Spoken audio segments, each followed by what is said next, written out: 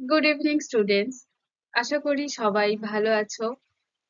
তো তোমাদের বাংলা ব্যাকরণের সমাসের যে বহু বিকল্প ভিত্তিক প্রশ্নাবলী নিয়ে আলোচনা করছিলাম আগের দিন, তো সেই বহু বিকল্প ভিত্তিক প্রশ্নাবলীর পরবর্তী অংশ নিয়ে আজ আমি চলে এসেছি। চলো দেখে নেওয়া যাক। তো আগের দিন আমরা 30টি প্রশ্ন নিয়ে আলোচনা করেছিলাম। এবার তার পরের প্রশ্নগুলি। তো দেখো, বিশেষণ ও বিশেষ্য বা বিশেষ্য ও বিশেষ্য কিংবা বিশেষণ ও বিশেষণ পদে কোন সমাস হয়? অর্থাৎ যে পূর্বপদ পরপদ থাকে সেই পদগুলির কথা বলা হচ্ছে। সেই পদগুলির মধ্যে পূর্বপদ বিশেষণ, পরপদ বিশেষ্য, কিংবা পূর্বপদ বিশেষ্য, পরপদ ও বিশেষ্য, কিংবা পূর্বপদ বিশেষণ এবং পরপদ ও বিশেষণ। তো এই বিশেষণে বিশেষ্যের সঙ্গে বিশেষ্য কিংবা বিশেষণের সঙ্গে বিশেষণের পদের কোন সমাস হয়? তো কি কি অপশনস আছে? ক দ্বন্দ্ব সমাস, খ কর্মধারয় সমাস, গ তৎপুরুষ সমাস, ঘ বহুব্রীহি সমাস। কোনটা হবে? না, খ কর্মধারয় সমাস, এটা এর সঠিক উত্তর।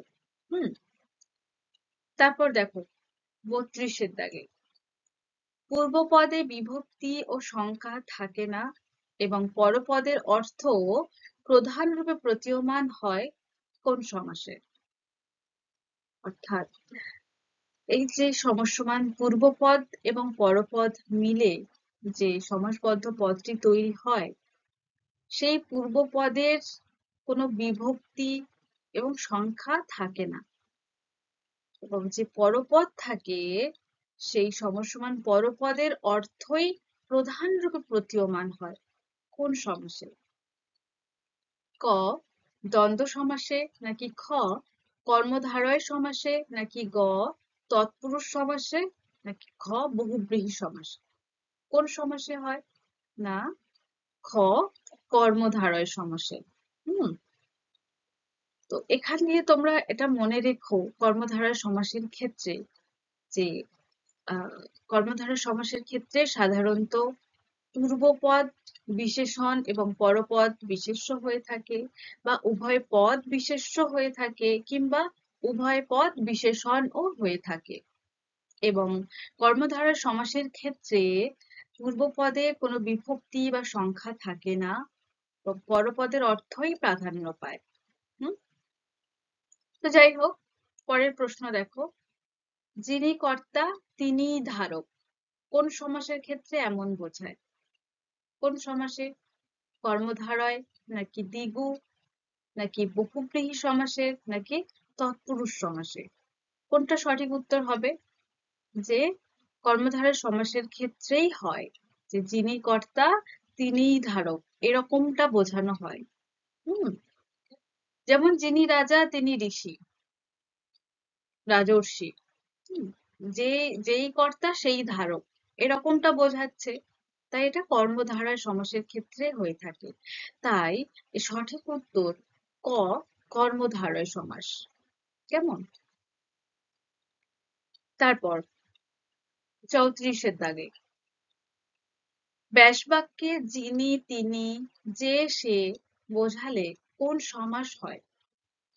ক তৎপুরুষ, খ দ্বন্দ্ব, গ কর্মধারয়, নাকি ঘ অব্যয়ীভাব সমাস? কি হয়ে থাকে?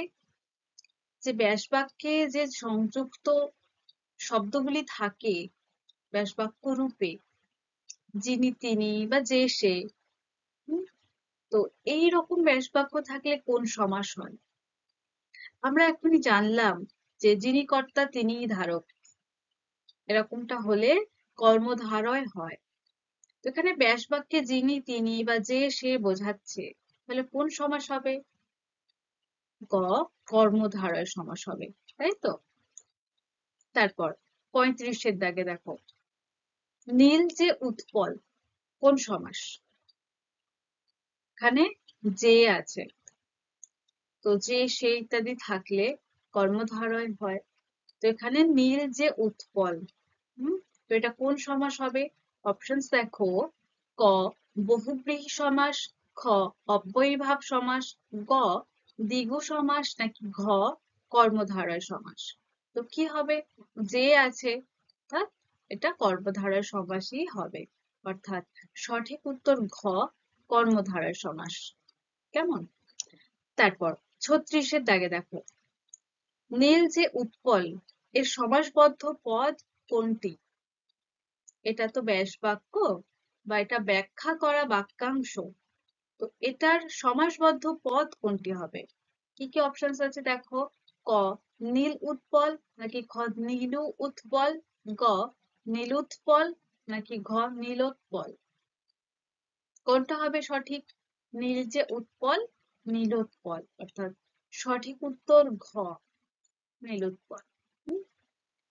তারপর 37-এর দাগে, পূর্ণচন্দ্র এর ব্যাসবাক্য হলো পূর্ণ ও চন্দ্র, নাকি যে চন্দ্র সেই পূর্ণ, নাকি পূর্ণ যে চন্দ্র, নাকি পূর্ণচন্দ্র।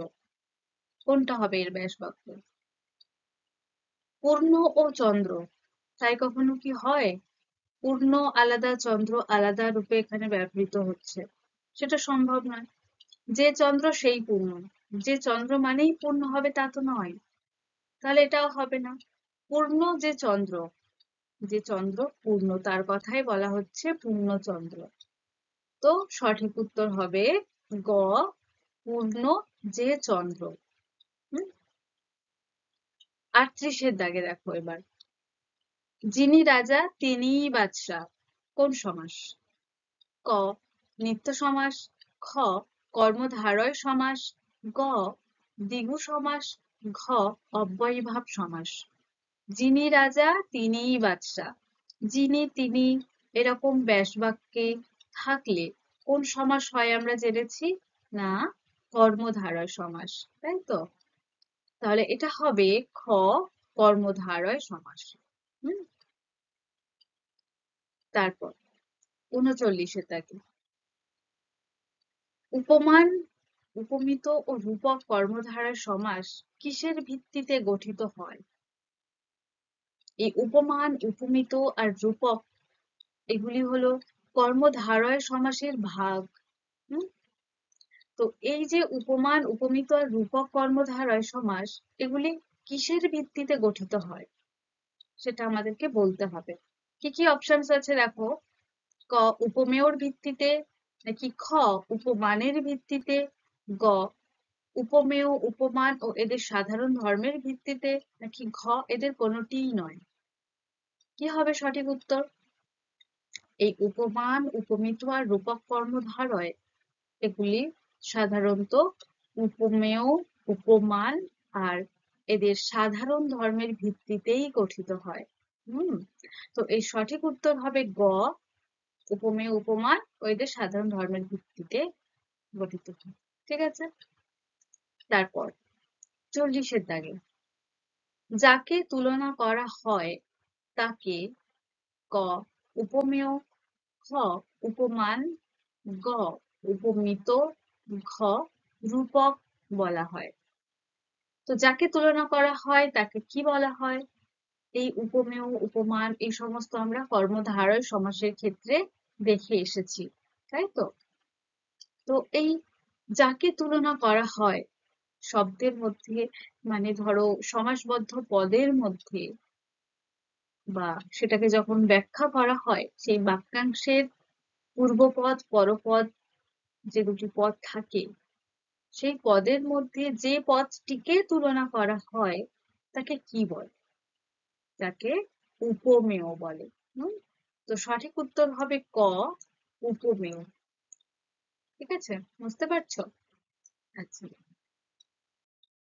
তারপর 41-এর দাগে দেখো, যার সঙ্গে তুলনা করা হয় তা হলো ক উপমেয়, খ উপমান, গ রূপক, ঘ সাধারণ ধর্ম।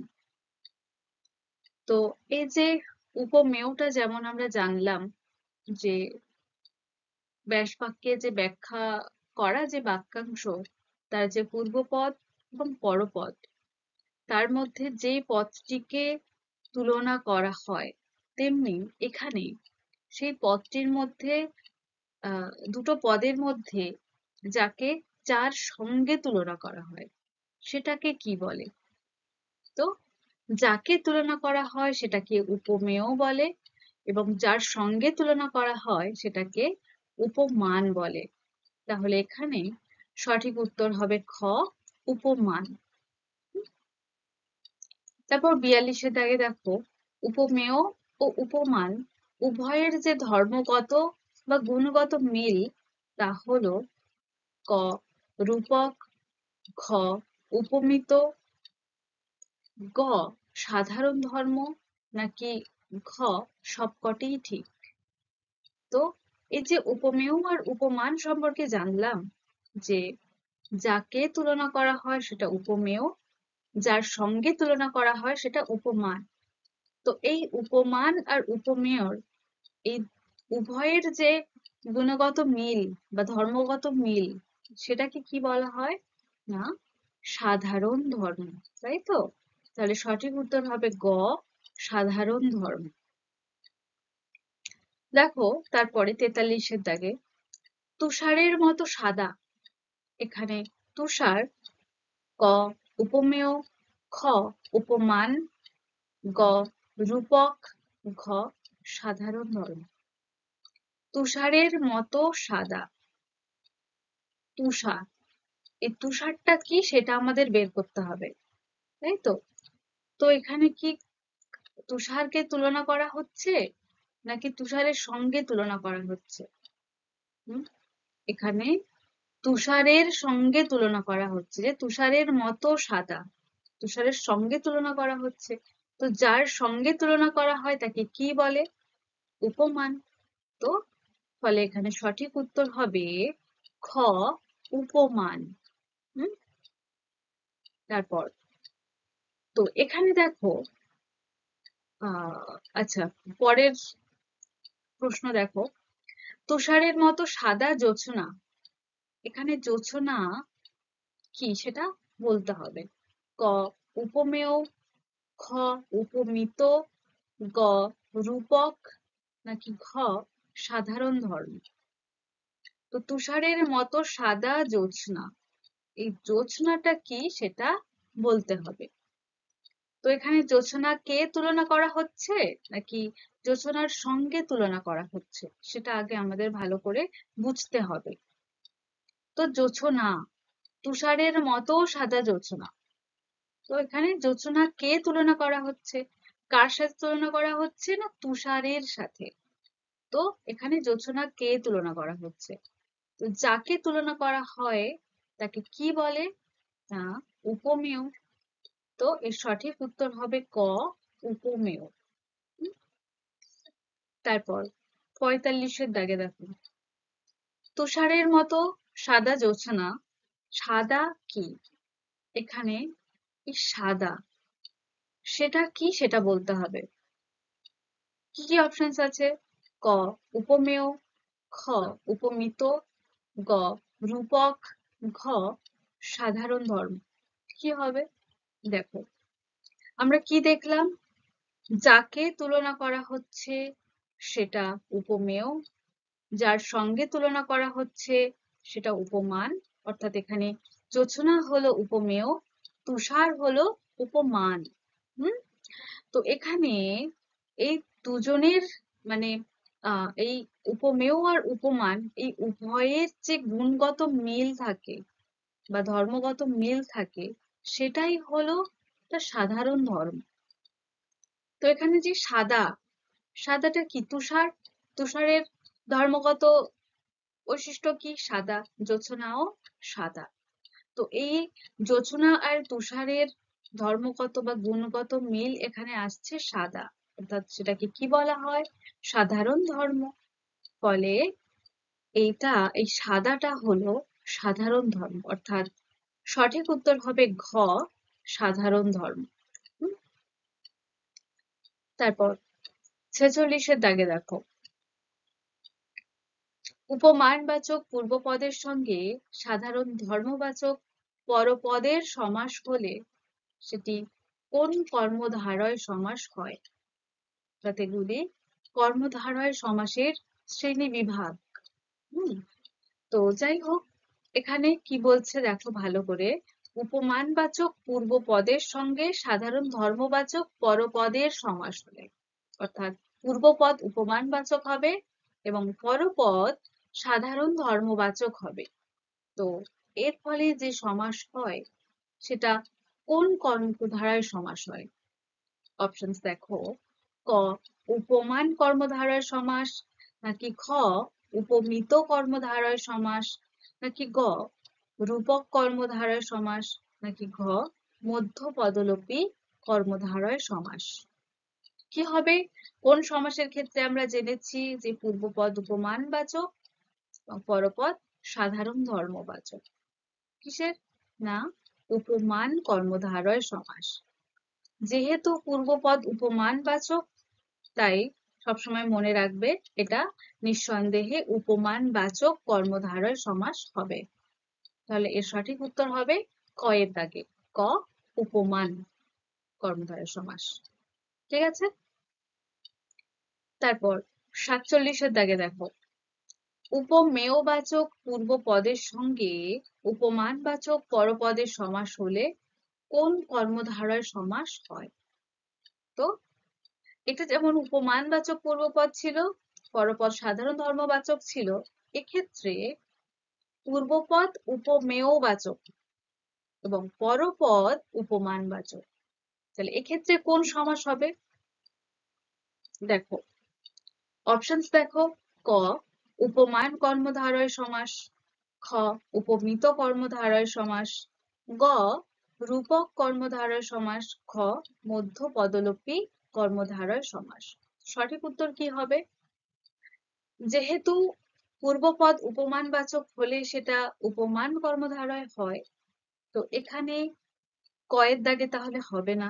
এখানে পূর্বপদ উপমেয়বাচক আছে, পরপদ উপমানবাচক আছে, ফলে পূর্বপদ উপমেয় আর পরপদ উপমান মিলে হয় উপমিত কর্মধারয় সমাস। তাহলে সঠিক উত্তর হবে খ উপমিত কর্মধারয় সমাস। ঠিক আছে? তারপর ৪৮ এর দাগে দেখো, উপমেয়বাচক পূর্বপদ ও উপমানবাচক পরপদের মধ্যে অভেদ কল্পনা করা হলে সেই সমাসকে কি বলে? তো এখানেও আবার একটু অন্যরকম, যে পূর্বপদ উপমেয়বাচক পরপদ উপমানবাচক, কিন্তু এই উপমেয়বাচক পূর্বপদ আর উপমানবাচক পরপদের মধ্যে একটা অভেদ কল্পনা করা হয়। তো এরকম হলে কোন সমাস হয়? ক উপমান কর্মধারয় সমাস হয়, নাকি খ উপমিত কর্মধারয় সমাস হয়, নাকি গ রূপক কর্মধারয় সমাস হয়, নাকি ঘ মধ্য পদলোপী কর্মধারয় সমাস হয়? কি হয়? যেহেতু অভেদ কল্পনা করা হচ্ছে, তাই এটা রূপক কর্মধারয় সমাস হবে। অর্থাৎ সঠিক উত্তর গ এর দাগে রূপক কর্মধারয় সমাস। তারপর ৪৯ এর দাগে রাখো, কোন কর্মধারয় সমাসে পূর্বপদ বিশেষ্য আর পরপদ বিশেষণ হয়? তো কার ক্ষেত্রে হয়? যে পূর্বপদ যেটা থাকে সেটা উপমানবাচক এবং সেটা বিশেষ্য হয়, আর পরপদ বিশেষণ হয়। তো অপশনস দেখো, ক উপমান, খ উপমিত, গ রূপক, ঘ মধ্য পদলোপী কর্মধারয়। তো এগুলির মধ্যে কোনটি সঠিক উত্তর? তো সঠিক উত্তর হবে ক উপমান। অর্থাৎ উপমান কর্মধারয় সমাসের ক্ষেত্রে পূর্বপদ বিশেষ্য আর পরপদ বিশেষণ হয়ে থাকে। তার সঠিক উত্তর ক উপমান। তারপর ৫০ এর দাগে দেখো, কোন কর্মধারয় সমাসের ক্ষেত্রে পূর্বপদ ও পরপদ বিশেষ্য হয়? ক উপমান, খ উপমিত, গ মধ্যপদলোপী কর্মধারয় সমাস, নাকি ঘ কোনটিই নয়? তো কি হবে? কোন কর্মধারয় সমাসের ক্ষেত্রে পূর্বপদ পরপদ অর্থাৎ উভয় পদই বিশেষ্য হয়? তো সেটা হবে খ উপমিত। কারণ উপমান তো হবে না, উপমানের ক্ষেত্রে পূর্বপদ বিশেষ্য পরপদ বিশেষণ হয়, কিন্তু এখানে উভয় পদই বিশেষ্য আছে, ফলে খ উপমিত হবে সঠিক উত্তর।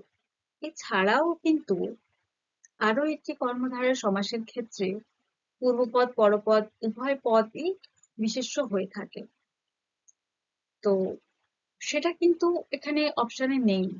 হুম, তো সেই দুটি অপশনের মধ্যে একটা থাকলে সেটাকে সঠিক দেবে, এবং যদি বা একসাথে যদি দুটো দিয়ে দেয় এবং যদি বলে উভয় ঠিক কিনা, তখন উভয় ঠিক দেবে।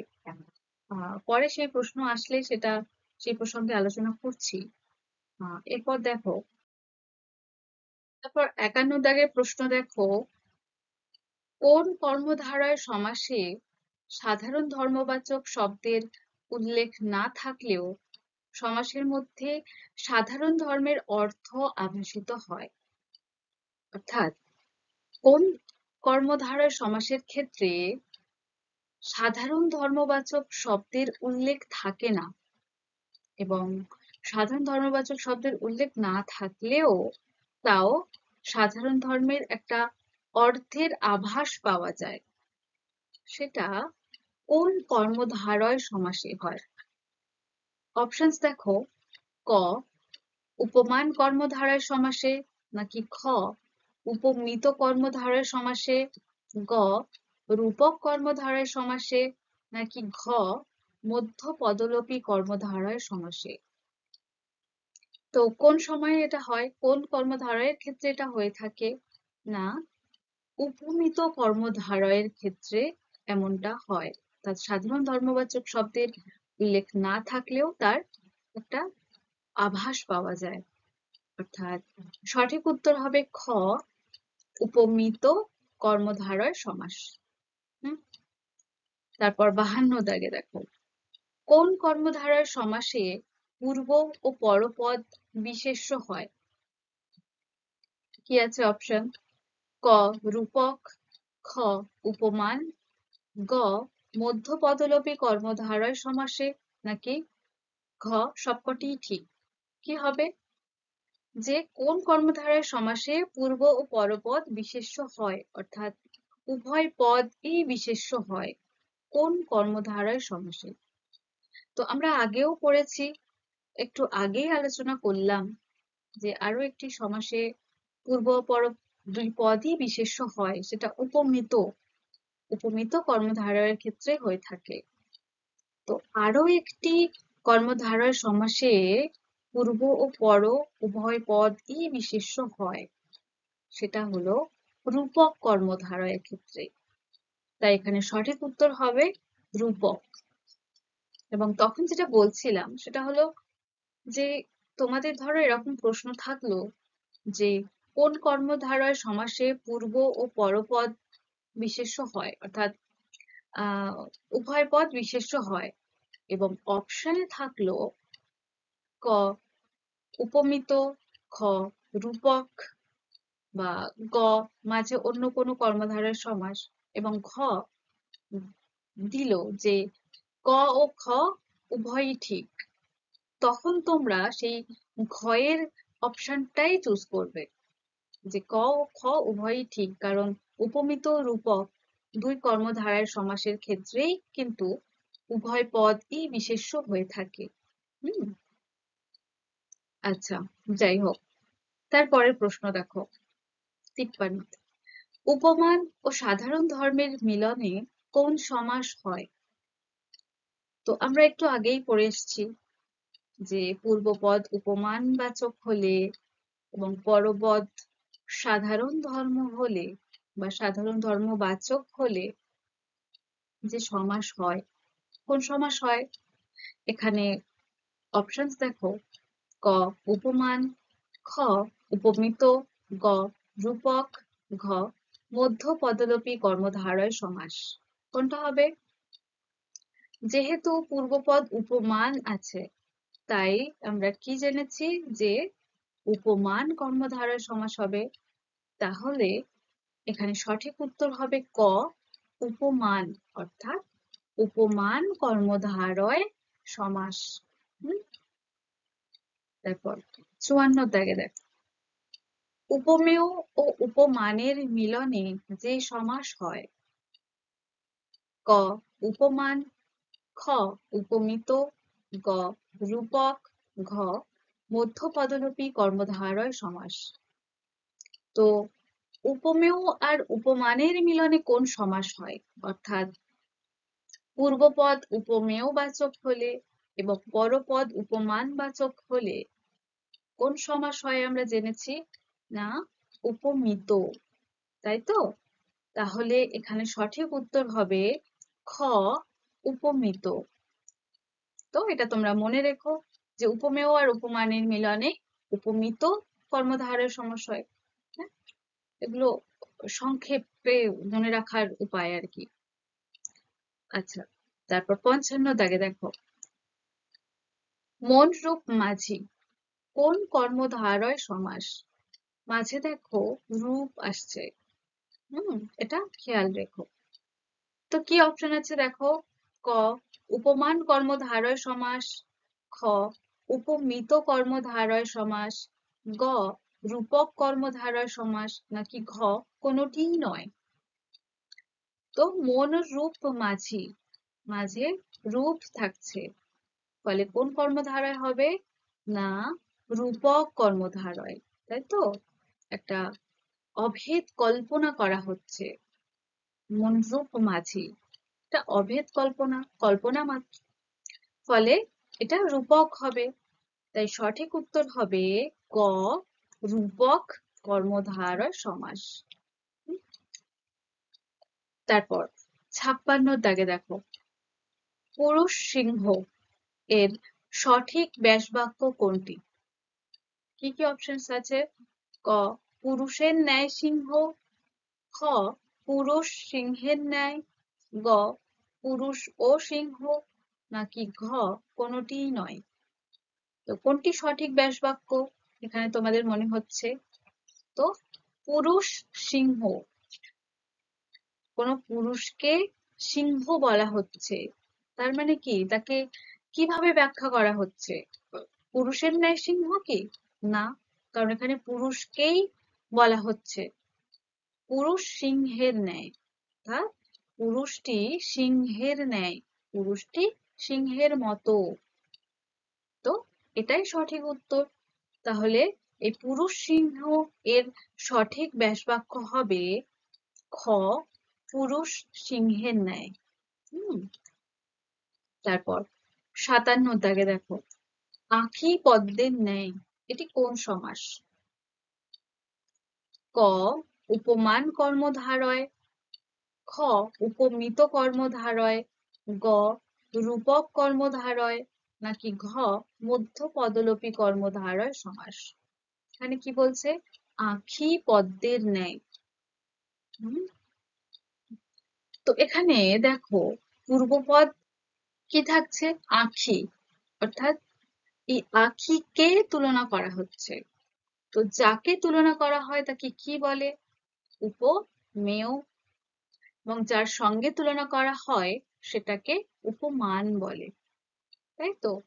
তো এখানে পূর্বপদ কি আছে, আঁখি, তো পূর্বপদ তাই উপমেয়, পরপদ কি আছে, পদ্ম, অর্থাৎ পদ্মের সাথে তুলনা করা হচ্ছে।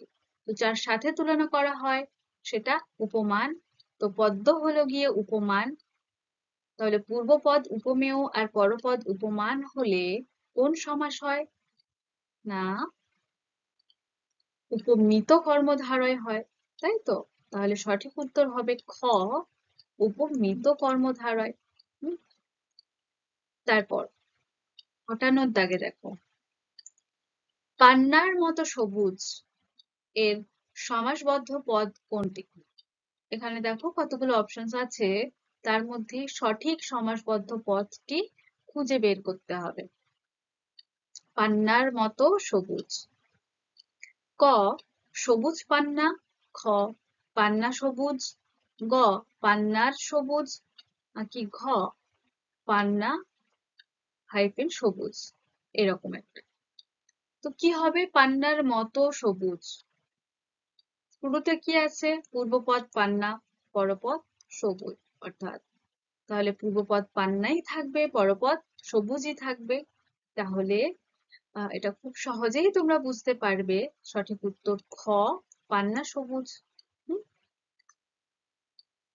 তো তোমরা এরকম ধরনের প্রশ্ন আসলে তোমরা আগে সেই ব্যাস বাক্যটি দেখবে, তার পূর্বপদ এবং পরপদ সমাসবদ্ধ পদের ক্ষেত্রে কোথায় বসেছে।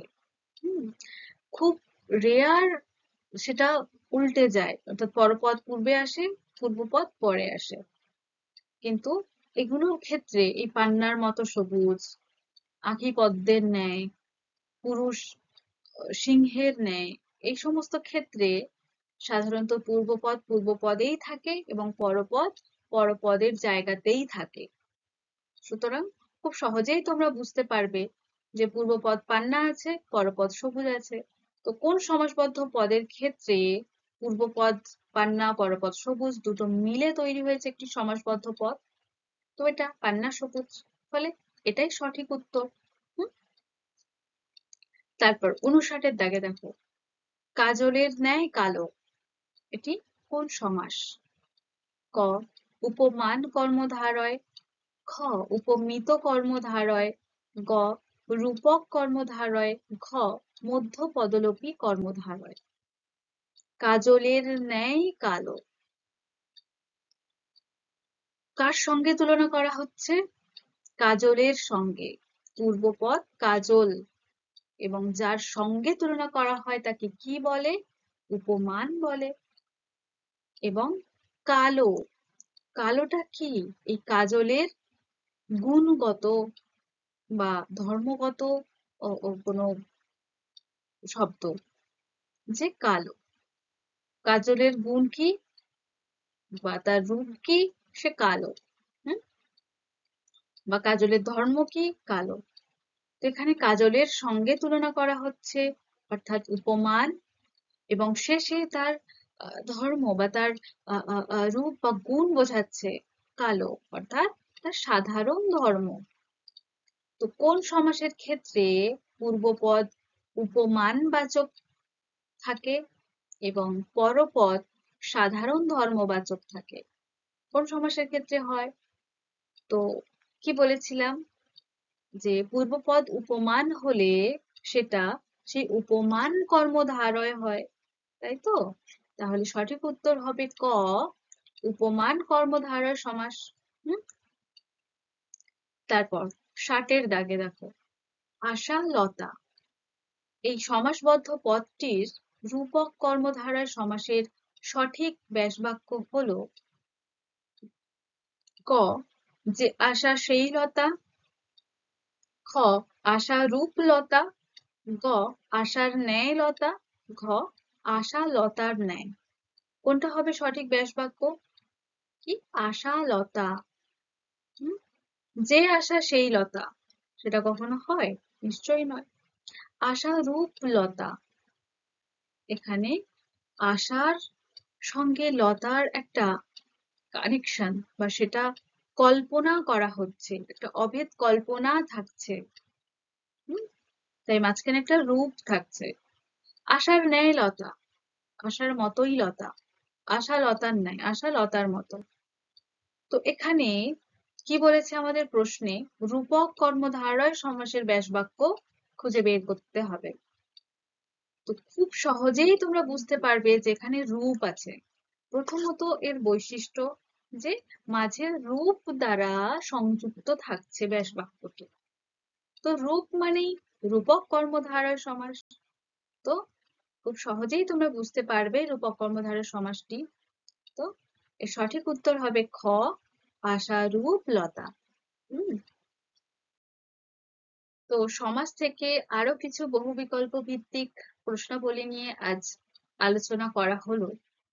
তো আশা করছি তোমরা উপকৃত হয়েছো এবং সব উত্তর তোমরা সহজেই বুঝতে পেরেছো। তো আজকে এটুকুই। দেখা হচ্ছে পরের ক্লাসে এই সমাসের আরো কিছু প্রশ্ন নিয়ে। ভালো থেকো সবাই এবং তোমরাও প্রস্তুত থেকো। ধন্যবাদ।